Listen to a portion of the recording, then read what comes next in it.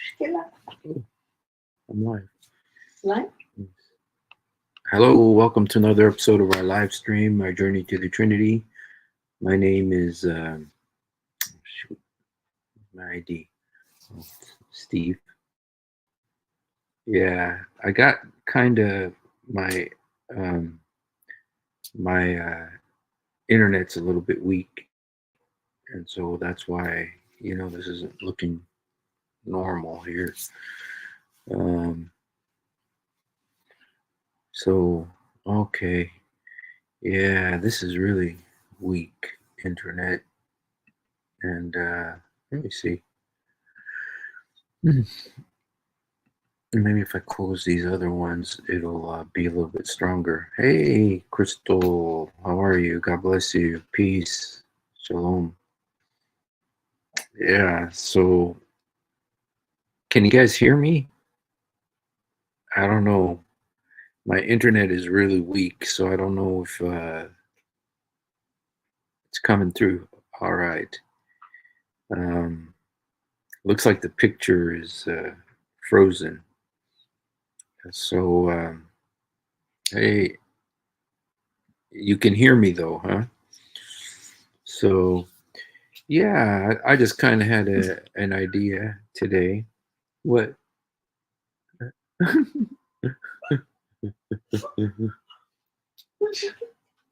Faceless. Yeah. Oh, shoot. You know what? A lot of people do their live streams with they do their live streams without their face showing. I'll pretend today that I'll pretend today that I'm somebody else, and there you go. Okay, I think that works out better. That way you don't got to look at my face. Yeah. By the way, you guys, I have a video about Pinky, and he went through it's a phase that pink monkeys go through sometimes, and yeah, it's called a deflation reinflation. It's a stage, kind of like a bar mitzvah of sorts for monkeys. So sorry, guys. I shouldn't. I forgive me. I'm not. I didn't mean to be racist there by saying that. So I'm joking, but it's kind of a rite of passage. There you go. It's a rite of passage for pink monkeys. And so, yeah, I don't think I'm going to be able to share that video with you today, but I will share. Please remind me if anybody is concerned about this. You guys, I know you're not going to remember anything I said tonight except for this. And tomorrow, next week, people are going to be asking about this Pinky situation. But yeah, I just want to do a little live stream today. I wanted to, it's called Why They Wouldn't Give Him a Pen. Okay. It's an interesting story in the, is an interesting story in the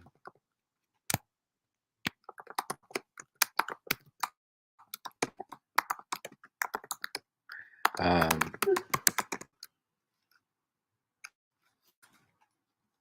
oops, 1 second here, please. That when Muhammad was dying, he asked,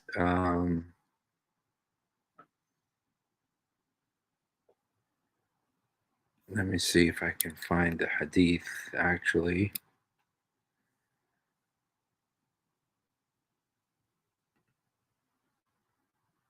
Okay, let me just read here for you a little bit about the situation. What happened is Muhammad was dying, and as he was dying, he asked for a pen, and he said he was going to write something. He said, if you follow it, you will never go astray. And what's interesting is that they wouldn't give him a pen, and it makes you think. Doesn't it kind of sound like something is out of whack there? I mean, this is supposedly the prophet of Allah, and um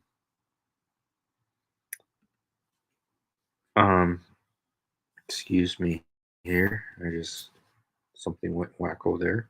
Okay. Um let's just look at um what let me see. I'm gonna have to wear my wife's glasses. Okay. Okay. Those who were with him to bring writing materials to the prophet during his illness. Okay. The question is, one of my Shiite friends says that Umar bin Khattab and Abu Bakr as-Siddiq disobeyed Muhammad when he was on his deathbed. The prophet said, asked the Sahaba to bring a piece of paper and a pen, but they both refused to bring them. According to the Shia, say the Sahaba went astray after the death of Muhammad and the prophet, and who said that he left instructions that Ali would. Oh, they have proven that. Okay, so this is the Shia view: is that when Muhammad was dying, he was asking for paper and pen because uh, he wanted to say that he wanted Ali to be the caliph. And so that's the Shiite view, the Shiite view. Um, some of them, this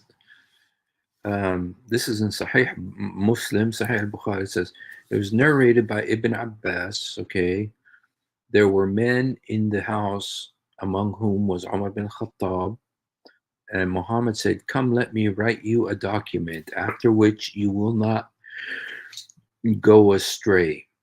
Umar said, the messenger of Allah, peace be upon him, is overcome with pain, and you have the Quran, the book of Allah, sufficient for us.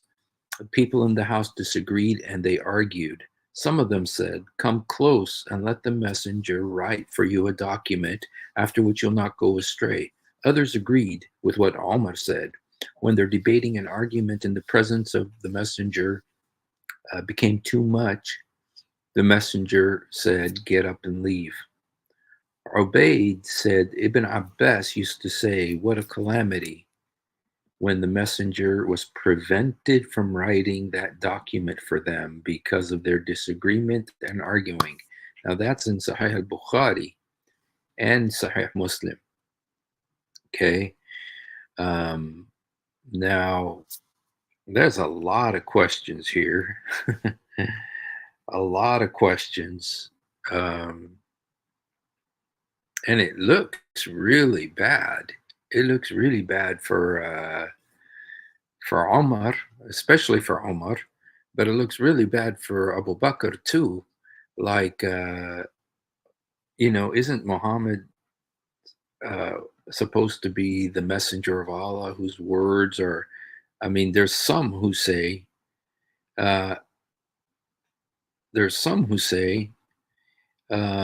"Hey, Tiger."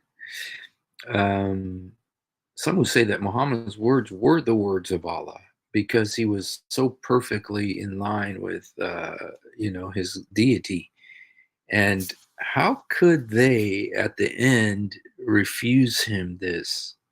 How could they at the end say that, um, um, you know, in front of other people too, and to where it's a Sahih Hadith? Yes, of course, Allah is but why would the Muslims leave this in their documents? Why is this permitted? Is it like the Shia say that this is because Muhammad wanted Ali to be the next caliph, to be the caliph? And okay, I'm going to read this to you. It's a little bit long, you guys, but It's from Manhaj Sunnah Nabawiyah. Okay. It says, Muhammad instructed his companions who were present during with him to bring a paper and pen so that he could dictate to them something that had nothing to do with a new revelation that he had not yet conveyed to the people, or with any shari'i instruction that the people needed that had to do with their religion. Then he decided not to tell him about the matter because of what happened. The evidence for that is as follows. This incident happened on a Thursday when Muhammad died on a Monday, 4 days later. He could have asked others to write that document, but because he did not do that, we know that it was not a revelation that he could have concealed. Okay, Allah be exalted, conveyed to him, revealed, and Allah, okay, reminded the Ummah of the blessing he had bestowed with the religion and his favor. The idea that Muhammad did not write a part of the religion that all the Ummah need is tantamount to accusing Muhammad of not conveying the message, and it constitutes disbelief in what the Lord said about his religion being perfected and his blessing being completed upon his slaves. This is Sheikh Ibn Taymiyyah. But that's exactly what happened, though. That's exactly what happened. What he's saying is exactly what happened. That he did not write this, but he didn't write it because he didn't want to. He didn't write it because Omar would not allow him to get the paper. And if supposedly, he's illiterate, then how could he write it? If it's supposedly illiterate, how could he write it? And the only solution is that he's not illiterate. He's ummi, which does not mean illiterate. Okay, Sheikh al-Islam Ibn Taymiyyah. The writing of this document is not something Allah enjoined upon him to write or convey at the time. If it had been the case, he would have written, would not have failed to do what Allah instructed him to do. Okay, that's the Sunnah Nabawiyah. Okay, but that's what happened. That's exactly what happened. He did not write it. And he didn't write it because Omar did not give the paper. Because Omar said he's all senile and has dementia and whatever. That's what Omar was saying. So, okay. And it says it's not permissible to abandon writing the document because of the doubts that some had about its importance. Listen to this. This is again, sir. It was not permissible for him to abandon the writing of a document because of the doubts that some had about its importance. If what he intended to write in the document was something that he was obliged to convey, Muhammad would have disclosed it and written it in a document, and he would not have paid any attention to the view of anybody, for he was the most obedient creation to Allah. Wow, you see, this is exactly what the point is. He's the perfect spokesman, the best creation. So what anybody else said should not have mattered, but apparently it did because he didn't write it. He didn't get the paper, he didn't get the pencil, and he didn't get to write it. And this supposedly happened on a Thursday. He didn't die until Monday, meaning he had 4 days to write it, and he didn't. So, thus it is known that he decided not to write the document. The document is not obligatory, and it would not have contained anything of religious matters. But he said that if he writes it, you would not go astray. So, which is it? I think people here are talking about both sides of their mouth because they don't know what to say. This is what Qurtubi says. When Muhammad, they differed with regard to the understanding of his instruction to bring writing materials and what he really intended. Otherwise, they would all have hastened to fulfill his instruction. we have mentioned, what we have mentioned is supported by the fact, okay, it was proven from them that they took off their shoes during prayer because they saw, okay, without him instructing to do so. So, would such people have gone against an instruction if they believed it was part of the revelation? They far above doing such a thing. Therefore, some of them got up to bring a piece of paper as he had asked them, but others refrained, thinking that he was overwhelmed with pain or that his instruction was meant as a recommendation only. Hmm. Okay, that's a Qurtubi. Now this is Al-Mafahim Lamma, okay, Al-Hajar Al-Asqalani. Okay, this is a very big respected scholar. With regard to the words, come let me write you a document after which you will not go astray, this is a command and a request that was addressed to everyone present. Hence, it was the duty of everyone to hasten to obey the command, especially when it was followed with the words, after which you will not go astray. But Omar and others thought this command was not by way of obligation, rather, it was by way of recommendation. Moreover, the Book of Allah says everything a Muslim needs, okay, with everything, okay. Um, Omar did not want him to have to do something that may be very difficult for him in that situation.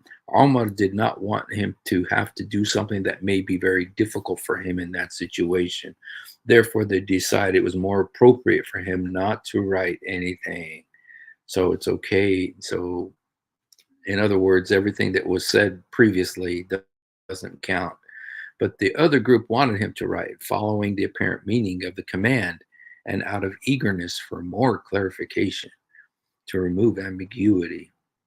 Would that happen? But it was what Allah decreed, that whatever He wills happens. But there should be no blame or criticism of the first group, because the Prophet did not rebuke them or tell them off. Rather, he said to them, let me be, for I am fine. Okay. See, everybody's trying to explain this away, but that nobody seems to have a real good explanation here. This is Fath al-Bari about Sahih al-Bukhari. It was permissible for the Sahaba to differ concerning this document, despite clear instructions given to them concerning it, because instructions may be accompanied by indications that make them less than obligatory. It is as if there was something to indicate that the matter was not obligatory, rather optional. Therefore, they had different views, and Umar insisted on his view, for which he had circumstantial evidence that Muhammad had said without insisting. Okay, again, it seems like nobody has. I think this is a real issue of contradiction, and the Prophet's decision to write a document was either based on revelation that came when then was abrogated, or it was something he thought would serve some interest. Then he changed his mind. This is a Nawawi. Wow. And Nawawi is a very highly regarded. Okay. Sharah, Sharah Muslim. Okay, this is a exposition of Sahih Muslim. The Prophet thought about writing the document when he thought that it would serve some interest, or it may be that he received some revelation concerning it. Then it appeared that best interest would be served by refraining from writing it. So this is all right. Let me see if there's anyone else here that I'd care. There's more stuff by Nawawi. Um, Nawawi Sharh Muslim, Fath al-Bari, Nawawi Sharh Muslim. Okay. Al-Qadi Ayyad, Taymiyyah, Nabawiyah. Wow, there's a lot of different opinions about this. And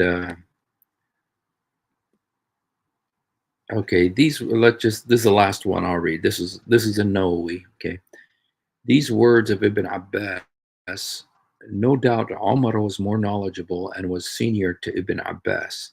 Some of the scholars are of the view that the fact that the document was not written and the Prophet did not object to what Umar said suggests that the Prophet adopted Umar's opinion and thought that was the correct thing to do.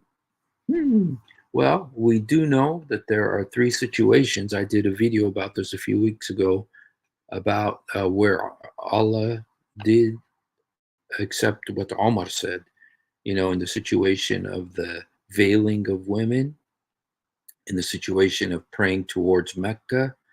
And there was one other situation. There's three situations where Omar's opinion was later accepted as, was put into the Quran. And so, and Omar said, Allah agreed with me on three things.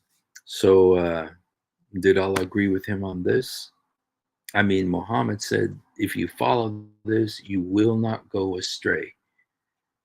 And so they didn't give him a pen. So, you know what? I think it's maybe he had his pen and the goat. Well, the goat did eat what was already written, but we know specifically what the goat ate. The goat was, and by the way, there's some issues whether it was a goat or a tame sheep, but we know what the goat ate. The goat ate the stoning verses and the adult breastfeeding verses that were under Aisha's pillow or under her bed. And so we know what the goat ate, uh, but this one it's a different kind of, I guess this is, okay, guys, I think I got what this is. This is preemptive abrogation. This is you abrogate it before it's written. And so it was, maybe I should call this preemptive abrogation. Dude, I came up with that phrase. I bet you someone's going to take it and make $1 million with it. But anyway, preemptive abrogation, which is you abrogate it before it's written. So now, there's three kinds of abrogation. There's where you abrogate it, which is the judgment or the verdict continues, but the verse is gone. That's one kind of abrogation. That's like the breastfeeding. I mean, the stoning of adulterers. They still do stoning of adulterers, even though it's not in the Quran, because it wasn't in the Quran. And so the judgment still applies, but the verse is gone. Then there's places where the verse is still present, but the judgment no longer applies. For instance, the abrogated verses like you have your religion, I have mine. The Christians and Jews are going to be in heaven. Those verses have been replaced by the verse of the sword. So those have been abrogated, but they're still present in the Quran, but they just don't apply anymore. And there's many of those verses. And then there is, what was the other one? Okay, verses that are not in the Quran and the verdict doesn't apply, but we know they were in the Quran. The verse is gone and the judgment is gone, but we know that it was in the Quran, and we know that it was in the Quran based on the Hadith. So those are the three kinds. But I just came up with another kind, which is the preemptive abrogation, which is this, what happened here, which is the verse never got to be written because Omar said no. So, okay. All right. Well, you guys, I'm not going to be on for very long today. My internet is not that good. But I did want to talk about one other subject really quickly, and that is about talking things in the Quran and in Islam. There are many things that talk in Islam that don't talk usually. One of them is the donkey, Muhammad's donkey, Ja'fur. Muhammad had a donkey named Ja'fur, And there's a hadith where Muhammad talks to the donkey, and the donkey, he asks the donkey, "Do you think about women?" And the donkey was ashamed to reply, but he replied, but essentially said, "No, I'm not a quite like you." And so there's talking donkeys. We have the verses in the Quran about talking ants, where ants talked, and they talked with Solomon, and Solomon understood what they said. Uh, we also have verses, and this is the one that was kind of strange for me, where rocks talk. And this is from the Hadith. Okay, there's a Hadith that says that the black rock in Mecca is going to testify on Judgment Day to speak on behalf of Muslims. Uh, uh, it's going to have a tongue, it's going to have eyes, and it's actually going to speak. So that rocks talk. And then there's the Hadith that says that trees talk, because it says that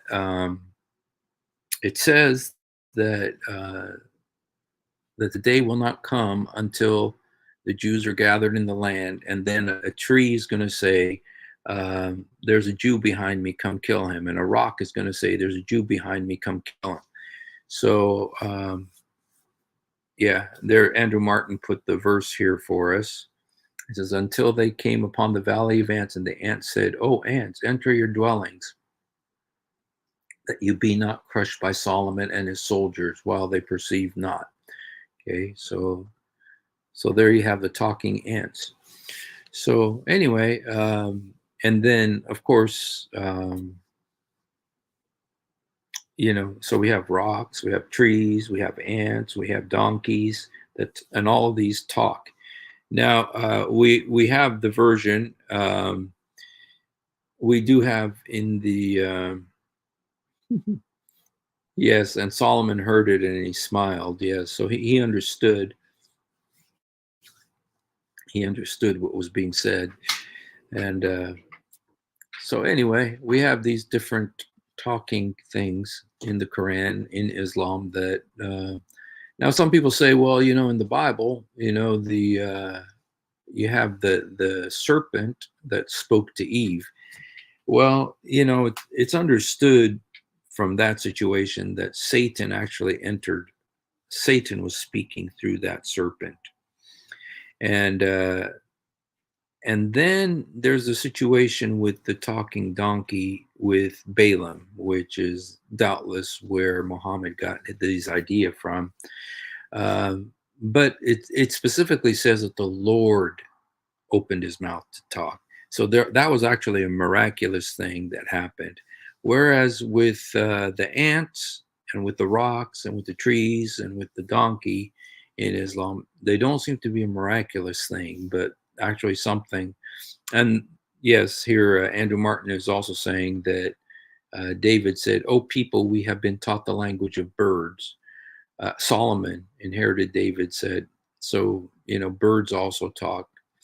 So anyway, I was just thinking about that today, about the different talking things in Islam. So anyway, guys, I just wanted to kind of come on and just say hi. Hope you guys are having a good night, and hopefully tomorrow or in the next couple of days, we'll have stronger internet, be able to do a full uh, live stream. The mountains also sing psalms. Is that the mountains and the hills will clap their hands? You're right there, but it's clear there that that's kind of in a and the trees clap their hands. That's in a metaphoric sense. When it talks about that in the Bible.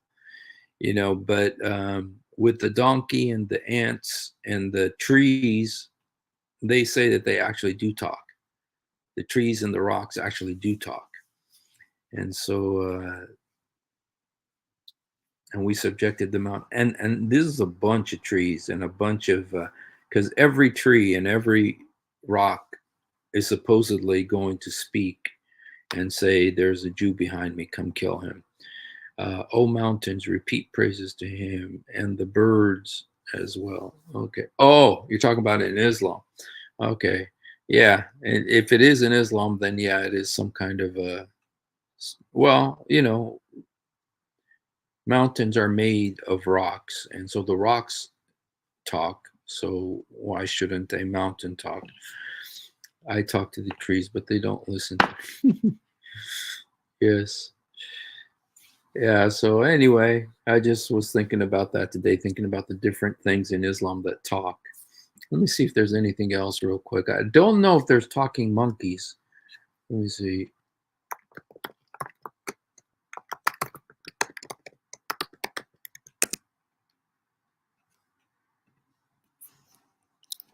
Okay, speaking. Oh, wow. Something actually. There's actually a page speaking objects from the world of Islam. Okay, and oh, does the pen talk in Islam? Does the pen talk when he says write and then he says what shall I write or something? I don't know if the pen also talks, but the monkey that no, I know there's a story of the monkey that fornicated, and those monkeys did surround it um, and stone it. But I don't know that it actually says that those monkeys talked. I don't know. I don't know if it actually says that those monkeys talked. We could look it up. Let's see if we can find that.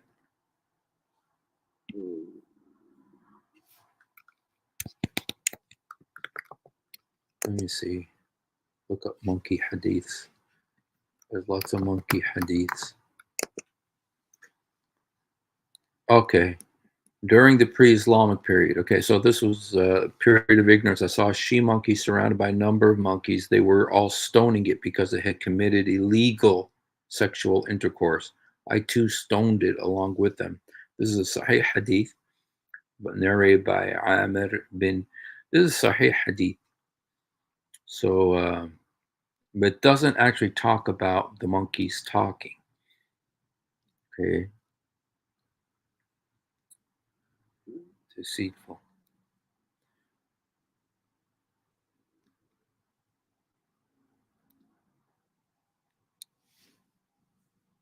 Okay. Okay, there's a bunch of hadiths about Allah turning things and people into monkeys and pigs and stuff. Ricky Zamora, Sharia compliant.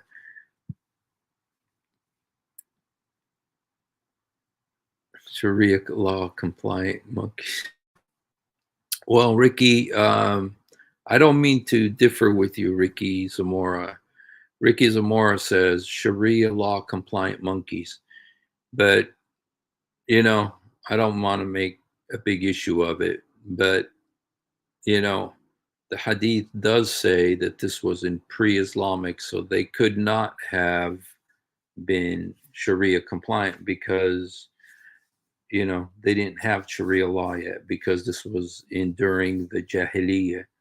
So, but they did stone fornicators back then, and so you know, who was the messenger to the monkeys? Well, you guys are doing something now that forces me to do this. And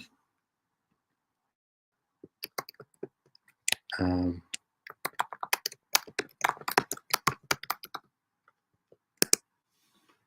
okay, this is your fault. You guys are the one that led me into this temptation. So, because of that, you have to endure this with me. I hope that I can do it. I don't even know if I'll be able to do it. Okay. Oh, wait a second. When I was a kid, this is one of my favorite shows.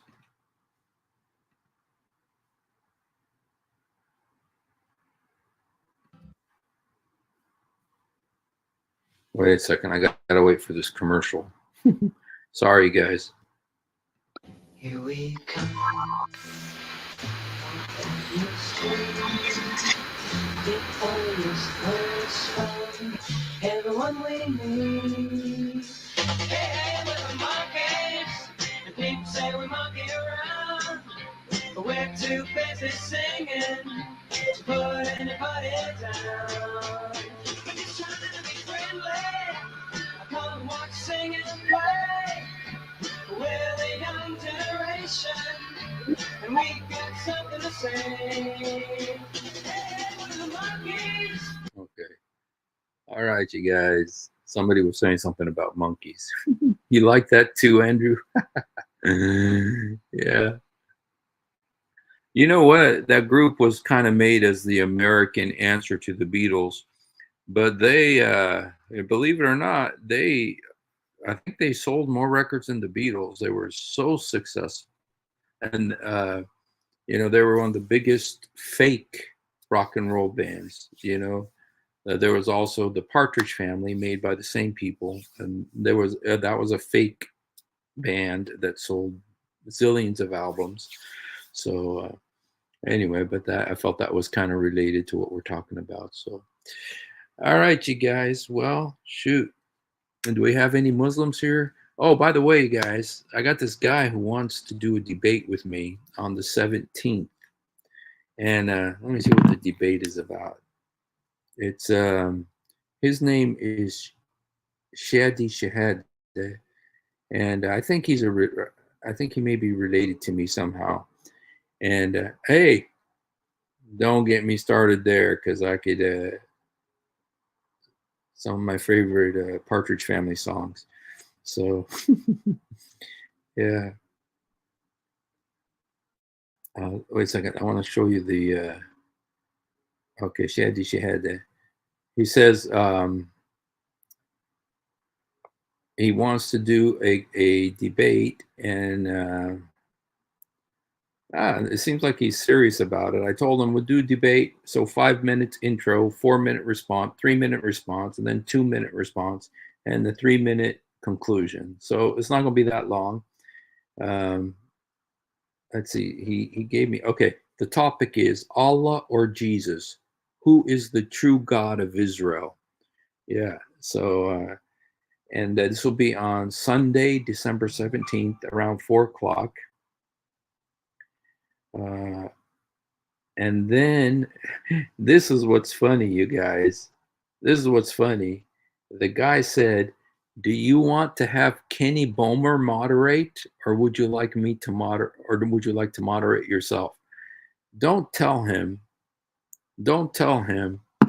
But I have a dream. I have a dream to have Sam Shimon moderate. I don't know. I've never seen Sam Shimon moderate a debate, and so yeah, I don't know. It might be fun to have Kenny Bomer come and moderate this debate. Yeah. I wonder if we could have a dual moderation, have Kenny Bomer, and Sam Shimon. What's interesting is I don't know if this guy could actually get Kenny Bomer to come and moderate it. It would, you know what, people would watch it just for comic relief, if Kenny Bomer came. So that would be really funny. Oh, really? Really? Oh, God Logic is awesome, man. It'd be great to have him. He would really, yeah. That would be great to have him. Yeah. I don't know. For some reason, I thought, you know what? Because you know, everybody knows Sam Shimon, and everybody, they would come for that, just for the moderator. So, and of course, everybody knows God Logic too. So, and Kenny Bomer, he's become very famous because of his horrendous videos and stuff. So, too unpredictable with Kenny. If he mods into, you know what though, there I kind of wonder if that wouldn't be good. John Scott has an interesting theory, you guys. He says, too unpredictable with Kenny. If he mods a debate, it'll be a disaster. But I'm almost wondering if that could be good. You know what? I almost wondering if that'll be good, you know? Saw him recently, very. So, yeah. Yeah, God Logic is definitely very even-handed and professional, you know? I don't know. Yeah. Well, we'll see, guys. We still got a few days. Oh, Nader Ahmed. You know what, you guys? There was a debate with you think about Nader Ahmed. No matter what you do, all he does is attack the Bible. Yeah, all he does is attack the Bible. He'll never, he starts out talking about Islam and immediately turns it into an attack on the Bible and that. Kenny is an obese kid. What's an obese? Oh, obese kid. Oh, okay. I'm kidding. I knew what that's it. I don't think Nader has ever wanted. You know what? I don't think Nader knows what a debate is. And to be honest, my personal opinion, he doesn't believe. Is my opinion. Okay, I better shut up. Nader and Kenny belong to the same camp. What they said in the Monkees documentary was that it wasn't normal garage band that started out as a group of friends, but that producers of the series headhunted these dudes. Oh, okay. Well, you know what? They did Davy Jones as a Paul McCartney, it's kind of like they did that, but it was still all fake, but they weren't a real band. But I think they actually did perform a lot together, even though the music in the show wasn't really them singing or playing. So it was, you know what, Marion, I think what you have to really say is they didn't sing and they didn't play, but it was made to appear so. Yeah. Marion. And that's the same situation with the Partridge Family, but they sold more records, and both of them supposedly sold more records than the Beatles for a short period of time. John Scott. But yeah, right. Yeah, they're running away from you because of a waste of time. Documentary I watched, that is. I don't. Well, when Davy Jones died, they did a lot of stuff.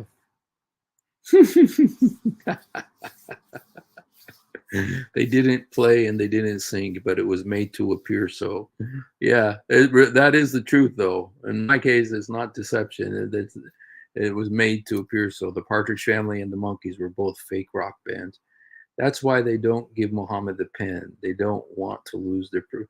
Well, that's possibly why. It was, like the Shiites actually say plainly. They say it was because Muhammad was going to say, "Let Ali be the caliph," because Ali was married to his daughter Fatima. So that's what the Shiites say, is that it was. But what everybody else says, Ibn Taymiyyah, Qurtubi, Nawawi, all of them, it doesn't make sense. What they say doesn't make sense. It's the Shiite explanation sounds more plausible, but I have an even more plausible explanation. I think Muhammad was going to confess that it was Satan who came to him in the cave, because that's what he originally thought before his wife Khadija convinced him otherwise. And I think Muhammad was going to confess, "Hey, dude, I made all this stuff up. This is all. Islam is not a religion. It's not from God. I made this up. I am Allah, and please flee this religion because you'll go to hell. You will go astray if you follow me." I think that's what he was going to say, and but Satan wouldn't let him write that down. So, if so, yeah, it's pop. You know what? They did perform together, so they were musicians. You know, they were musicians, but it was still just a TV band. But then, because it was so successful, I think they went out and they actually did start performing. So you're right, there was something real, but it was originally intended as a. At least that's what I understood, you know. So yeah, the real. Oh, really? Player Faint? No, you're not a Muslim, are you, Player Faint? If you're a Muslim, you need to come on right now. Come on, writing, believing. That's right. I read that indeed. Do you want to come on, Player Faint? Are you a Muslim, Player Faint? I think we've asked you this before. You said no. Have different excuses considering the majority believe Muhammad. Well, you see, that's the other issue, John Scott. And that's, you know, and I've done videos about that, is that the so-called belief that Muhammad uh, was illiterate. How could, if he's illiterate, why does he want a pencil and paper? Oh, and another thing too, he also signed the Treaty of Hudaybiyah or something like that. And if he did that, how could he do that if he's illiterate, if he doesn't know how to read or write? So I think both of those are, yeah, that is an interesting issue that comes up with this hadith. Like so many contradictions in the hadith and in the Quran. So, yeah, I don't doubt that the devil can appear visible. Yes. To the demonized, yes. So some say he was losing his mind, like he forgot he couldn't. Oh, well, you know what? There's so many different versions of that hadith that, and one of them, I mean, they're making it really sound nice. He's in so much pain, you know. But what one time Umar bin Khattab just said, no, he's all dementia and senile, you know. So don't give him the pen. So some say he was losing his mind. Yeah, that's what. There's one of the versions of that hadith where Omar says that.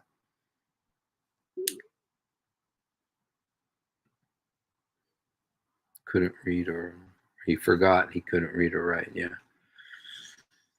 And there was one version, I don't know if you guys saw, but one of the ones I showed you, it says that he called for somebody with a paper and pen.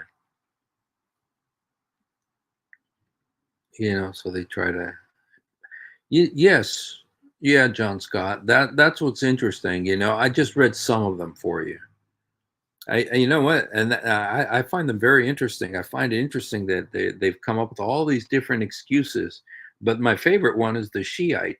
The Shiite one was probably the most plausible, which is that Muhammad wanted his son-in-law to be the caliph, not Omar, the father of his, you know, his father-in-law, or Omar, his father-in-law, you know. And so that's why Omar said, no way, man.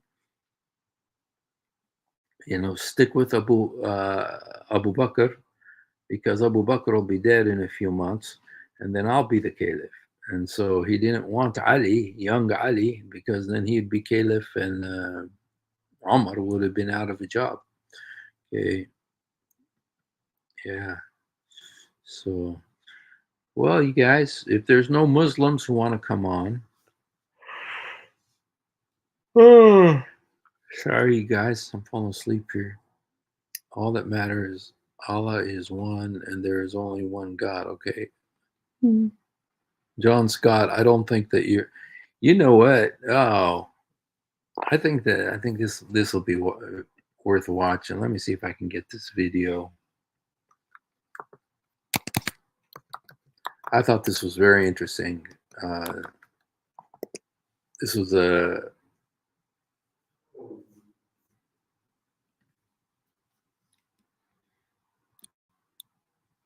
Okay, I thought this was very interesting, you guys.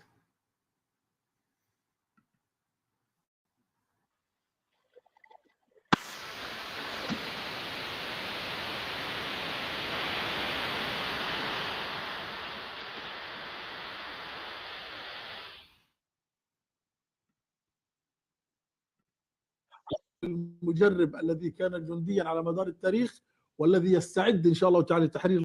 Okay, he's talking about Hamas. This is a Hamas leader. Okay, this is people that have been persecuted. القدس وتحرير. They're ready to liberate Jerusalem. And okay, so this is Hamas representative saying we're ready to go liberate Jerusalem and the Al-Aqsa Mosque. الأقصى والذي يستعد إن شاء الله تعالى. I'm saying this loud and clear. نقولها بملء الفم. We say it with the full mouth. ملء الثم means the full mouth. يستعد The لاحتضان Palestinians are preparing to establish a caliphate. Yeah, boy, yeah. Palestinians are ready to establish a caliphate الخلافة بعاصمتها with the capital in Jerusalem. القدس إن شاء الله تعالى. ولن تكون القدس Jerusalem will not only be the capital city of Palestine as an independent, عاصمة لفلسطين فقط كدولة مستقلة وإنما it'll be ستكون the capital city of the Islamic Caliphate. عاصمة للخلافة الإسلامية. لذلك This مطلوب requires the following. سريعا أولا Palestinians must unite under the banner. Okay, now this is what got my attention the first time I watched this, because there's a lot of Christian Palestinians. And this says, first, the Palestinian must unite under the banner, there is no God but Allah. How many Christians are going to agree to that? أن يتوحد الشعب الفلسطيني تحت راية لا إله إلا الله. لا يجوز The pathetic president, Mahmoud أن يقوم الرئيس التعيس عباس must not بالانفراد have a monopoly over a part of the Palestinian people بجزء من الشعب الفلسطيني وينفرد بل يمسك السلاح في and have الضفة a hold on the weapons of the West, الغربية ولا زالت 70 where 70,000 AK-47s are pointed at our Palestinian people. ألف قطعة كلاشن مسلطة على رقاب وصدور أبناء شعبنا الفلسطيني. يجب أن ننتفض كشعب Palestinians must rise up فلسطيني وأن نتخلص and get rid of these elements of treachery and collaboration. من هذه أسباب الخيانة والهمالة والعمالة. لمن؟ لليهود. With the Jews and the Christians who are killing your people. You see, guys, this is Hamas talking. This guy doesn't just say the Jews are killing, he says the Jews and Christians who are killing your people. This guy does. I don't think he considers Palestinian Christians Palestinians, because they all have to unite under the banner. والنصارى لمن يقتلون أبناء شعبكم لا يجوز. يجب أن We must be allowed. We must rise. ننتفض ويجب أن يكون هناك وحدة Palestinian unity is required quickly under the banner of Islam. فلسطينية مطلوبة سريعا. لا يجوز كفلسطين. We Palestinians must not ask, where are the millions of Arabs and Muslims? نقول وين الملايين من العرب وين الملايين من المسلمين ونحن كفلسطين While لا some Palestinians are still taking orders from that traitor Abbas. زال هناك جزء لا زال يأتمر بأمر هذا الخائن عباس. ولذلك نحن نقول Or I'm saying loud and clear, Abbas the traitor must side with his people. فينا عباس الخائن يجب أن ينحاز إلى He must relinquish his control of the PA security forces. يجب أن يرفع أمره وعصيه على أبناء الأجهزة الأمنية. وأنتم يا أبناء الأجهزة As for الأمنية the members of the PA security, what are you waiting for? ماذا تقولون؟ ماذا تنتظرون؟ كل هذا يا أخي ليس I'm لا not even talking in terms of being Muslims, but in terms of being noble. نقول إسلاما ولا شهامة. ألا يوجد عندكم شهامة؟ ألا يوجد Are you not noble? Are you not real men? عندكم رجولة؟ ثانيا الوحدة العربية. وين الملايين من العرب؟ وينهم؟ Where are the millions of Arabs? أين هم؟ أين هم؟ ألا يوجد شهامة؟ ألا You're not يوجد نجد؟ noble? Where's your support? كيف يا أهل What about you الأردن؟ people of Jordan? 4 million of you are Palestinians. يا أهل الأردن يا شعب الأردن أصولكم فلسطين حوالي You 4 have 4 million people. مليون. طول الحدود بينكم وبين There's a 400-kilometer long border with Israel. الضفة الغربية 400 كيلو. أين Where are you? Why are you still fettered with chains أنتم؟ of humiliation, shame, and disgrace? لماذا لا زلتم تتقيدون؟ So anyway, I just saw that today. I said, oh, you know what I'm interested is what Christian Palestinians would say to that. Hey, you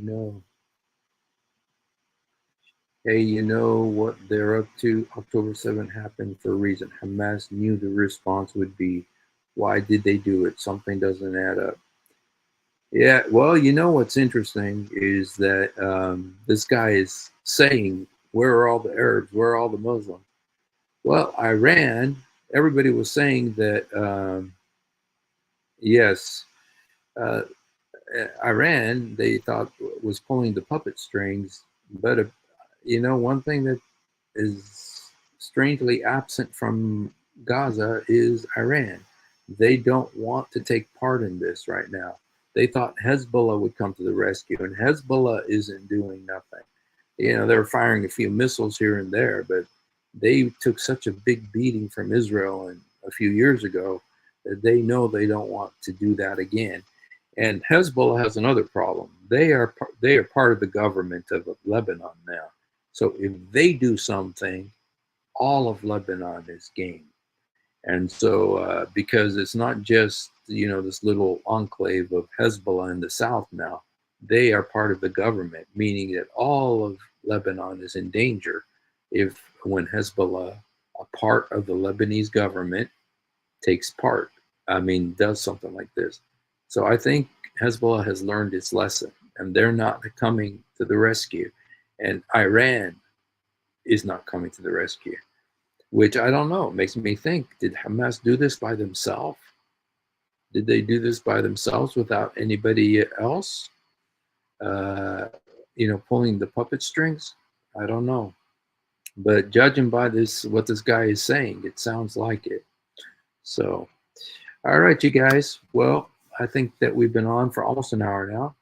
If you haven't done it, please do it now. Jesus, help me. Jesus, forgive me. Jesus, come into my heart. Jesus, help me. Jesus, forgive me. Jesus, come into my heart. Yasur sa'idni. Yasur samahni. Yasur udkhul albi. He loves you. We love you. Thanks for hanging out with us for a little bit. And